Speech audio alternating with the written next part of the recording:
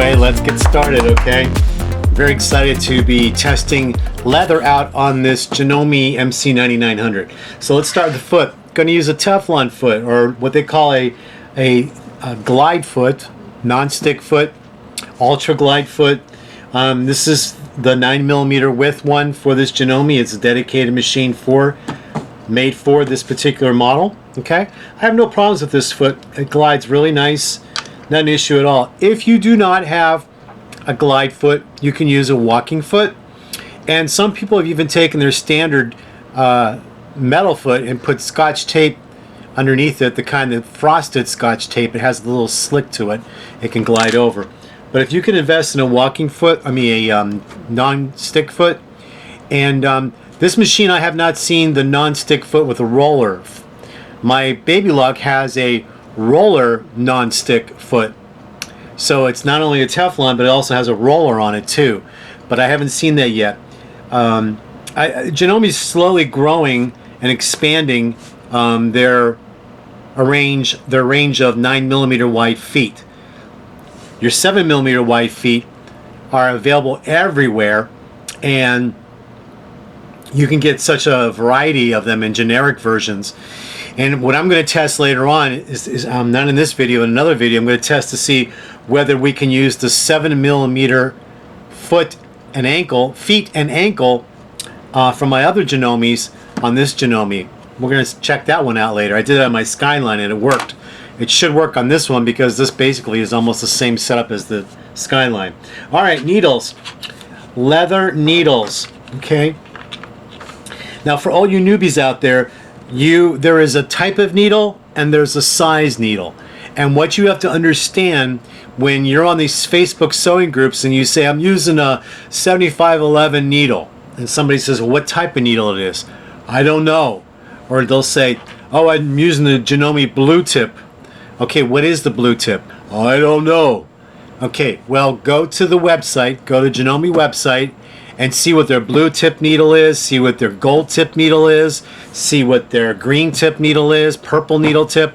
It's very important. If you're going to use Janome needles, you got to know what type of needle you're using as well as the size.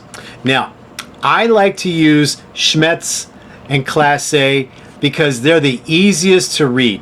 And as you can see, like on this here, they put leather and then they have the size on them. Now this is a leather 18 pack and this is a leather 16. Today I'm using a size 16 needle. All right. Next. So before I go next, it's into your best interest, everyone, to learn about needles. And the organ needles don't have the name on it. The organ needles, they have just lettering on it. So very important to go to the organ website and read what their needles are. Very, very important. I don't know why they haven't updated that for domestic sewing machines, because they still come in just paper packs, which I think is, it's time to update organ for home domestic sewers. Okay, give us some needles for dummies. All right. So when people write on these groups, I'm using a 7511, they're going to put universal, leather, top stitch, so they know. All right. People barely go to websites anymore today, so we got to remind everybody that companies do have websites with education. So make sure you go to those websites. All right, next, for the bobbin, I am using a dual duty XP. Now, this is not your grandmother's dual duty, people. All right. I guarantee you, when you have people telling you to use certain types of threads or not to use certain types of threads, they're not talking about, when they say don't use this thread, they don't know about dual duty XP. Okay, this is our generation dual duty. This isn't your great-great-grandmother's generation. So when some of these dealers are telling you to stay away from dual duty, they mean your great-great-grandmother's generation of thread, because some people still have 60-year-old thread in their drawers they're using. Those are the threads that dealers are telling you to stay away from. This dual duty XP, a great thread. Now, I'm using this in the bobbin. This is the all-purpose, all right? For the top, I'm using dual duty XP heavy.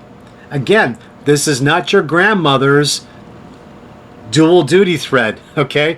This is the modern generation. This is modern technology.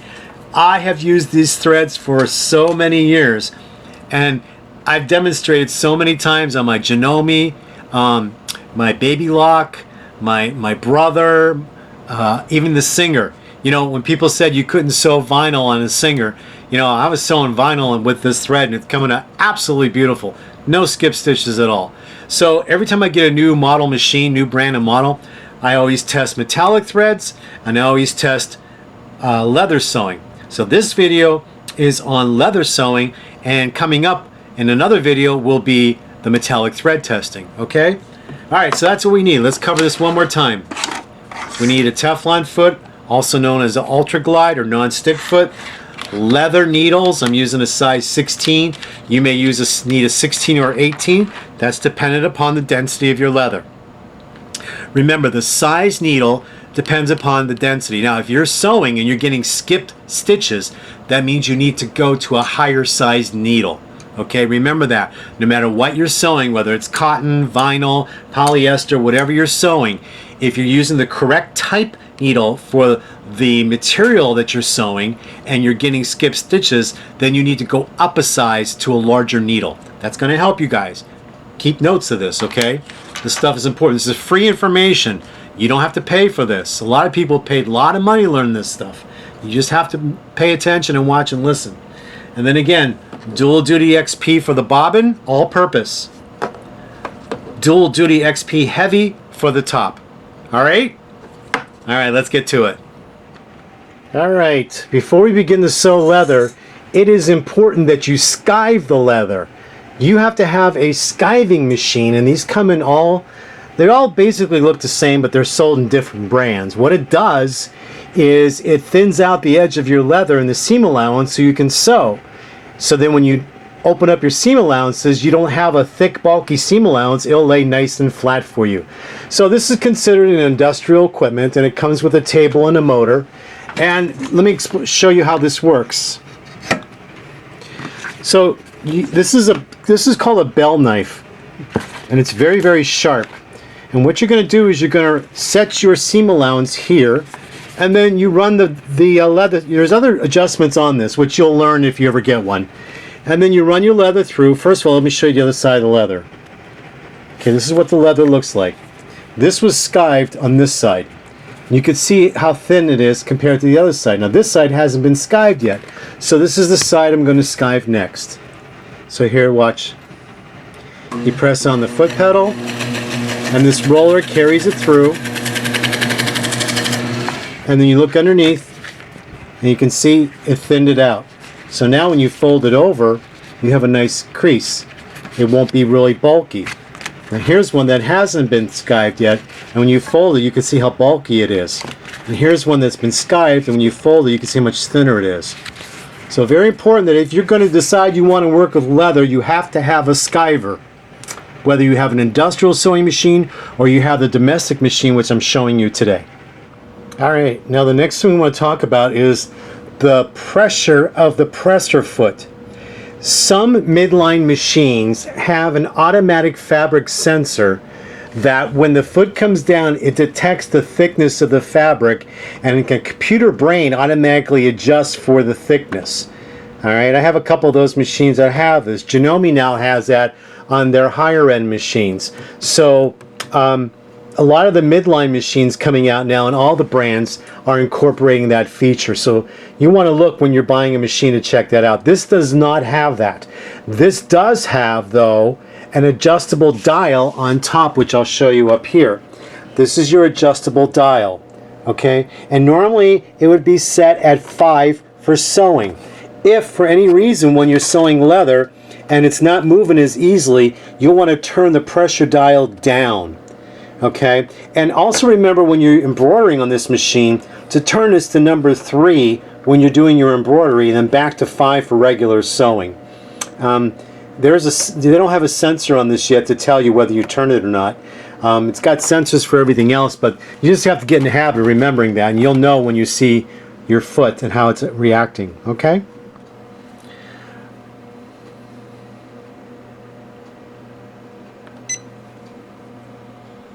Okay, let's talk about stitch adjustment. Now on this machine, if you forget to raise your feed dogs, this icon is going to appear, and this icon means it's for free motion sewing. And you're not going to be able to make any adjustments, as you will see here, you can't make any override adjustments except for the needle position. So in order to go to regular sewing, you're going to raise your feed dog, which is on the right hand lower side of your machine. And see, I just clicked mine over, and the feed dog symbol, or the sewing machine foot symbol, comes up for regular sewing. And you can see that all the icons for overriding here have popped up. Now, for sewing, a lot of you quilters that want to do leather, you're going to have to change your mindset on how you sew. Because when you're quilting piecing, you're usually doing a 1.8 stitch length. Not so with vinyl or leather. You want a 4.0 stitch length. So I'm going to increase my stitch length to 4.0. Now, why do we want a 4.0 stitch length? Well, because if you're sewing vinyl or leather and your stitches are too close together, it will pierce the vinyl or the fabric or the leather, and you'll have a tear. So it's very important. If you have to do 2 rows, then you have to do 2 rows and like a flat felt seam finish on the outside. But very important. You may even try to go down to a 3.5. You want to check that out. Always do testing on sampling first before you go to the real thing. Now, tension override. This machine is an automatic tension. You may have to override the tension, but you want to check your stitches first on a test sample. If your stitches don't look balanced, then you'll need to come in here and override, and chances are you'll have to raise the tension to a higher number. But we're going to do a test first to see if I have to do that. Okay? All right. Now, since this machine has an acrylic seam guide that comes with it, we're going to use it to keep our seams even. What you're going to want to do is this is part of your stitch adjustments as we're on here. We're going to click on this little, looks like a musical note. We're going to click that on. Keep hands clear. Do not connect this if you have an extension table on your machine until after you set this. So here we go. Now you can hear how the carriage moved into place. Then we can attach this, but do not attach it when it's in its parked position and moving over, because it won't raise up and you can end up cracking this. Okay, so we're going to do some vinyl first. And when you sew vinyl or any leather, you want to use your scraps. So your scraps may not be perfectly even, one's shorter than the other, but this is only for testing. Now here, I am going to put a clippy at the bottom just to hold it in place. Okay, now for all you people that are not used to a knee lifter, your Janome comes with a knee lifter. Man, that's a lifesaver. Lift that, use that knee lifter. You see that foot go up and down? This is how the professionals that use industrial machines sew. Now what you want to do when you're sewing, you want to lower your needle. You want to start about 1/4 of an inch from the top in. Lower your needle. Then lower your foot. Then sew backwards. Oh, why isn't it moving? I forgot to okay my screen so I can go to the next. There we go. And I got to okay it again. Alright, now I can sew. Always check your screen. And the machine's going to remind you, okay? Now I'm going to reverse.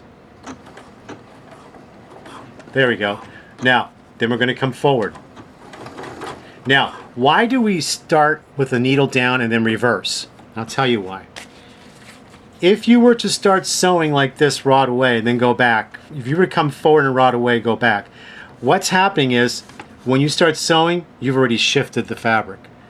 The bottom layer is going to be to the back, the top layer is going to be more to the front, and when you get done, you're going to be uneven at the end. So by putting that needle down first, then lowering your foot, stitch backwards, then come forward, you've already locked that, and that leather or vinyl is not going to move on you. Okay, so now I'm going to take this clip off, and I'm going to hold this, pinch this, and hold, my fingers are going to be like pins. Now I'm going to sew. When you get to the end here, you can reverse, then come forward. I'm going to cut. Now I want to look at my seam. Here's the top. It looks great. Let's look at the bottom. Oh, it looks even better.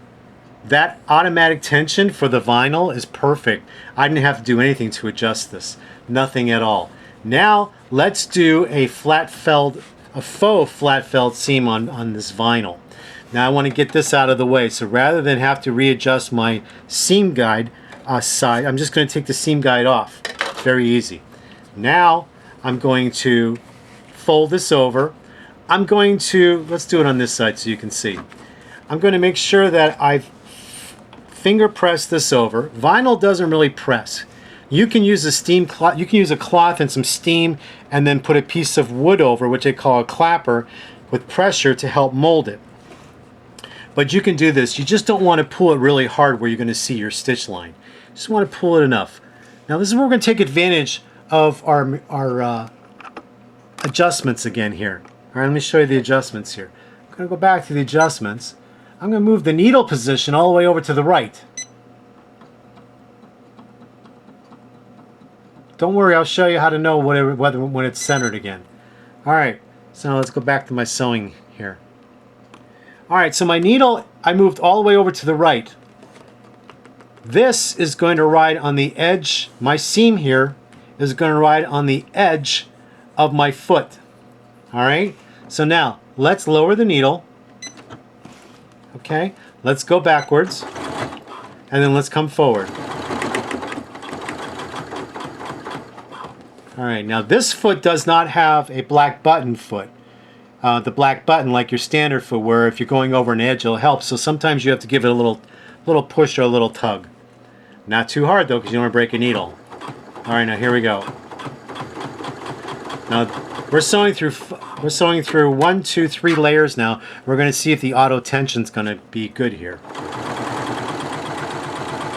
This is vinyl. Vinyl should be pretty simple. All right, let's look. There's the top. It's beautiful. And that's a 4.0 stitch length. You see, I could even go 5.0 for top stitching, which is suggested because you can see the 4.0 still is a little tight. So you could even go 5.0, which would even be better for top stitching. Now let's look at the back.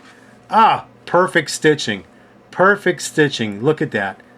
This is on vinyl with Coats & Clark XP thread. Hello, my friends. This speaks for itself. It speaks for itself. You see that? So I would have adjusted that. Again, good thing we're doing on testing. All right. So let me go to a 5.0 stitch length. I'm just going to show you the difference. I'm going to sew right next to this and I'll show you the difference. Let's see. Let's go over here. All right. Let me just show you the difference here. Let me go back to a center needle position. And how do we know if it's center needle position? Well, you keep moving the needle till it comes to the split of the foot. And I believe for the 9.0 millimeter, it's at 4.5. Let me show you. It would be a 4.5 as your center. Yep, 4.5 is the center. 4.5 times 2 is what? 9, right? Okay. So there we go. So let's see what this 5.0 stitch length looks like next to the 4.0.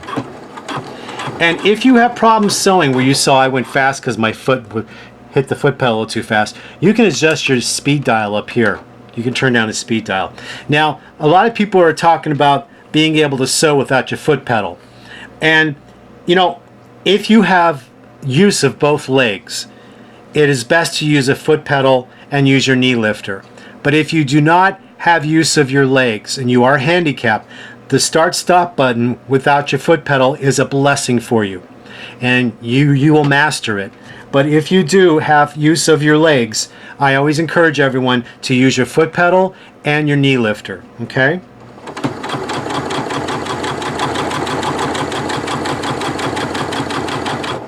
All right, let's see the difference here. Much better. You see the longer stitch length? That has a much more professional look. Nothing says homemade than tiny, tight stitches like that. Nothing commands money more than a beautiful longer stitch length. Okay? You might even go to 6.0 for a top stitch length and even get a better look. But 5.0 is very acceptable on here. All right, let me see if I can get that closer for you to see. All right? Capiche? Alright, now let's put my seam guide back on. And let's do leather. Now remember, we skived the leather to make it thinner in the seam allowance area. Very important.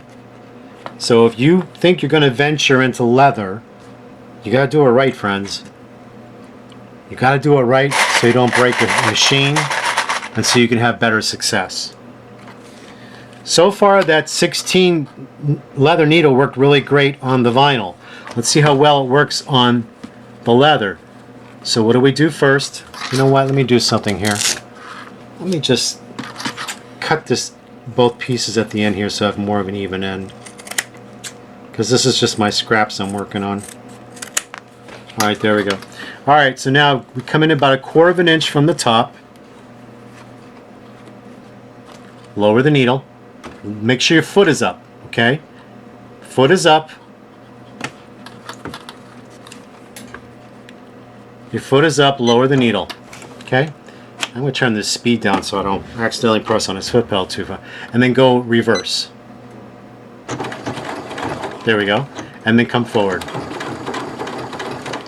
Alright, now, using your fingers as pins, you can get rid of these. This is a 1/2 inch seam allowance. And you see how beautiful it sews because of the skived seam allowance. So when people say they can't sew leather, it's because they don't have a skiver. You got to have a skiver. Alright, now normally we would have backstitched there. I was talking, I didn't, but I want to show you something. Alright, so this was a 5.0 stitch length. This was the top. Here's the bobbin. Look at that. This auto tension on this machine is fabulous. I did not have to override the tension. If you have to override the tension on your machine, it's okay. Don't worry about it. Tighten it up if those stitches are loose. If you have stitches that are puckery. One thing I do want to point out to everybody, make sure when you thread your machine that you don't miss the take-up. Let me show you.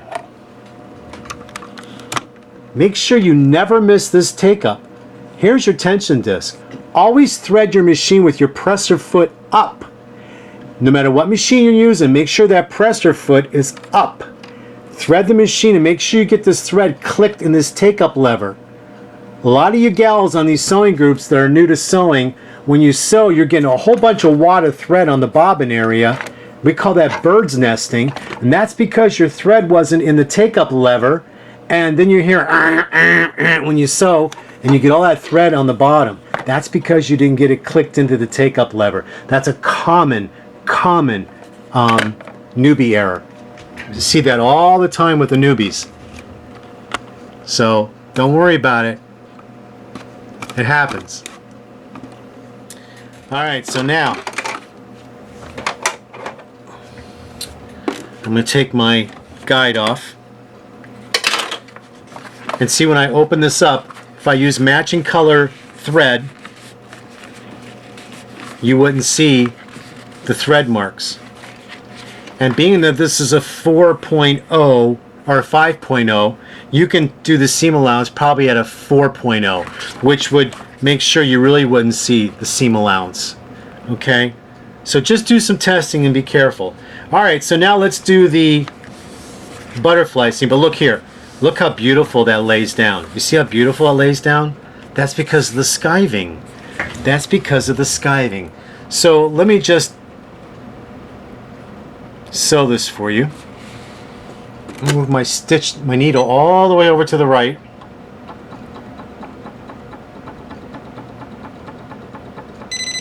Now some machines have a program you can set up so you can control the width of the needle with your speed dial up here. I haven't read to see if this one does that yet or not. Alright, so I'm not going to do any back stitching or anything here. I just want to do the top stitching.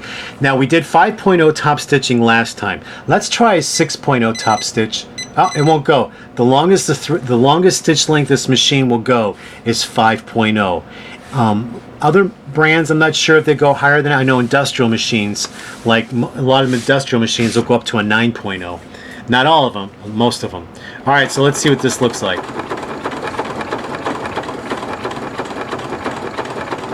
You see how beautiful it's sewing? And this was the 5.0 pressure dial on top.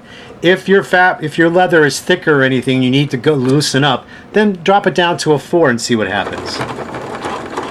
Now that might have been a skip stitch there, I'm not sure, we'll see. Because now this is thicker than the vinyl, and we're sewing through 3 layers. Yes, I did get a skip stitch there.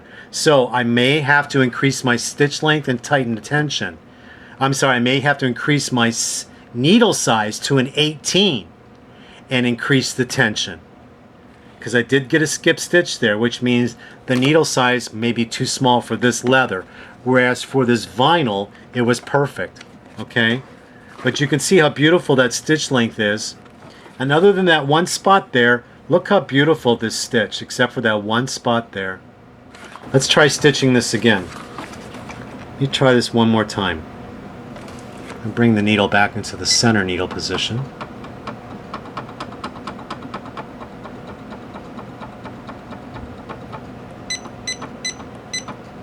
So, let's go over what I just talked to you about. Why do we have skip stitches? We have skip stitches because 2 things. The needle is too small, and maybe your tension needs to be tightened. You need to override the tension. My guess would be this leather needs a larger needle. It needs a size 18. And normally that is usually the size that I would use. I thought the 16 would be good enough today, but as you can see, as we get to a thicker leather, even though it was skived, it's the density. It's the density, so we would need a higher needle. But let's see what happens here. Let's try it again.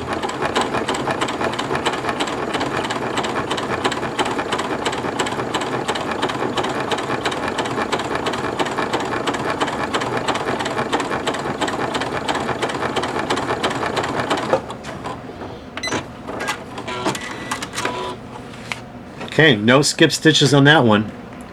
No skip stitches on that second time at all. Alright, but do a test. Keep testing a few times. If you do get more skip stitches, increase the size of your needle. And then after you increase the size of the needle, but before you increase the size of the needle, you can tighten your tension automatically and see if that cures it.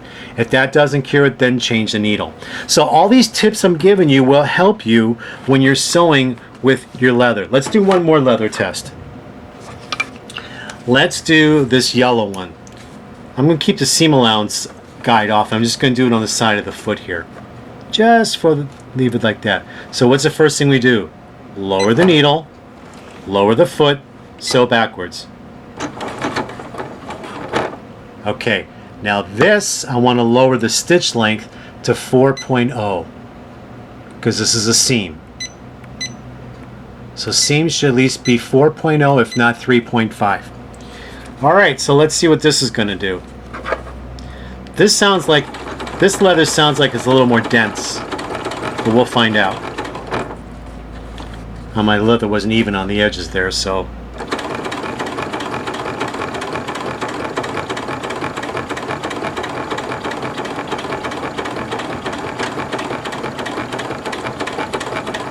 Alright, let's see how this looks.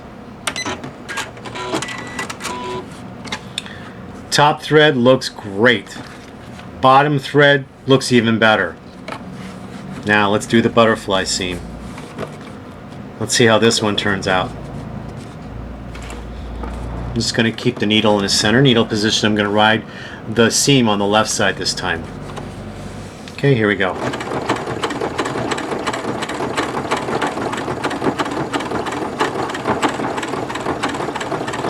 So if you all are going to be doing little projects that require leather, and you have a skiver, you can do it.